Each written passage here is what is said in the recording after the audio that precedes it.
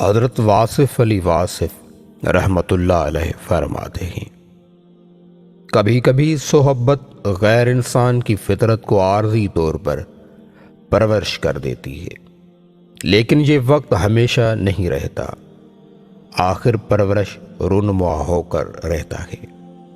ایک دفعہ ایک شیر نے دیکھا کہ ایک شیرزادہ بیڑوں کے گلے میں نہایت شریفانہ زندگی بسر کر رہا ہے۔ وہ بہت حیران ہوا کہ یہ کیا قیامت ہے کہ شیر نے فطرت بدل لی۔ وہ اس جوان کے پاس گیا اور کہا، میرے ساتھ آؤ، میں آپ کو ایک نظارہ دکھاتا ہوں۔ وہ اسے تالاب پر لے گیا اور کہا، غور سے دیکھو، ہم دونوں کی شکلیں برابر ہیں، ہم ایک ہی جنس ہیں، ہماری ایک ہی فطرت ہے، اب دیکھو میرا عمل۔ اس نے ایک بھیڑ کو گردن سے پکڑا اور آنن فانن اسے چیر پھاڑ کر رکھ دیا۔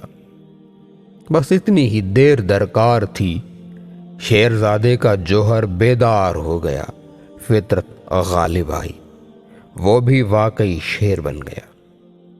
اصل فطرت کو بیدار ہونے کے لیے صحبت صالح درکار ہے۔